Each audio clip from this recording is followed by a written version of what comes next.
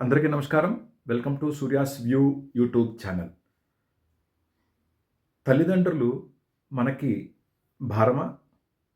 కానే కాదు. ఈ స్టోరీ వినండి చివరి వరకు. మీ కామెంట్స్ నాకు తెలియజేయండి. Please subscribe my channel for more such stories. Thank you.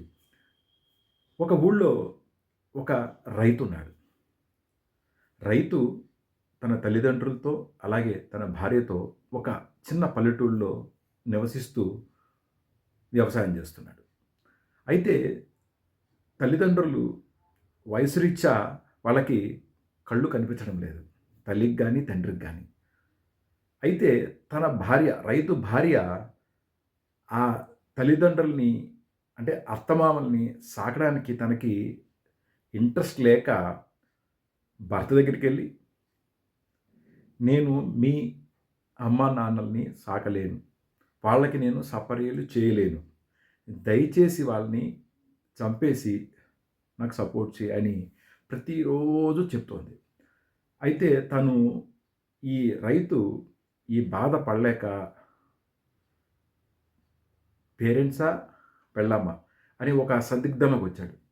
అయితే భార్య మీద ఆపేక్ష చావక తల్లిదండ్రుల్ని చంపేద్దామని నిర్ణయించుకుని ఒకరోజు పేరెంట్స్‌ని తీసుకుని పల్లెటూరు నుంచి ఒక అడవి మార్గాన వాళ్ళని తీసుకెళ్ళాడు. పేరెంట్స్‌కా కళ్ళు కనిపించవు. ఒక జట్కా బండి మాట్లాడుకున్నాడు. పేరెంట్స్‌ని ఎక్కించాడు. తను కూడా బయలుదేరాడు. అయితే ఒక అడవి మార్గం మధ్యలో ఆపేసి, "నేను ఇప్పుడే వస్తానని" చెప్పి తల్లిదండ్రులు అక్కడ నుంచోబెట్టి అతను వెళ్ళిపోయాడు. కొంచెం సేపటికి ఒక ముసుగేసుకుని, ఒక పెద్ద కర్ర పట్టుకుని తల్లిదండ్రుల్ని ఆ కర్రతో చంపడానికి ట్రై చేశాడు. అంటే కొడుతున్నాడు.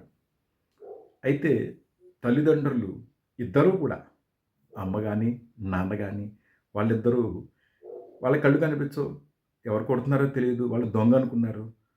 కొడుతుంటే వాళ్ళు, "బాబు నువ్వు ఇక్కడికి రాకు. ఎవరో మమ్మల్ని కొట్టి చంపేస్తున్నారు. నువ్వు పారిపో, నువ్వు పారిపో" అని గట్టి గట్టిగా అరుస్తున్నారు.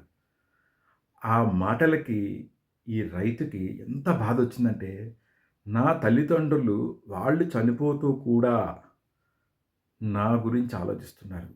నేను మూర్ఖుల్లాగా బిహేవ్ చేశాను అని అతను రియలైజ్ అయ్యి, తల్లిదండ్రులకి ఎలా కనిపించదు కాబట్టి తను మళ్ళీ ఎంట్రీ ఇచ్చినట్టుగా, దొంగను తరిమేసినట్టుగా ఒక నాటకం ఆడి తల్లిదండ్రులకు భరోసా ఇచ్చి, "మీరు టెన్షన్ పడకండి. దొంగ నేను బెదిరించి పంపించేశాను.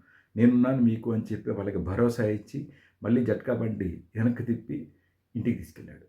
అక్కడి నుంచి తల్లిదండ్రులని చాలా బాగా చూసుకుని తన జీవనాన్ని చాలా హ్యాపీగా సాగిస్తున్నాడు. ఒక్కసారి ఆలోచించండి. కల్మషం లేని ప్రేమ ఎక్కడైనా ఉంది అంటే గనక అది తల్లిదండ్రులు మాత్రమే. దయచేసి మీ పేరెంట్స్‌ని జాగ్రత్తగా చూసుకోండి.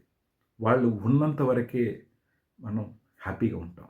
వాళ్ళు లేని లోటు అనేది ప్రతి నిమిషం, ప్రతి క్షణం మనకి గుర్తు వస్తూనే ఉంటుంది. Parents are living gods. Please respect them. Thank you. Thank you so much. సర్వే జనా సుఖినో భవంతు.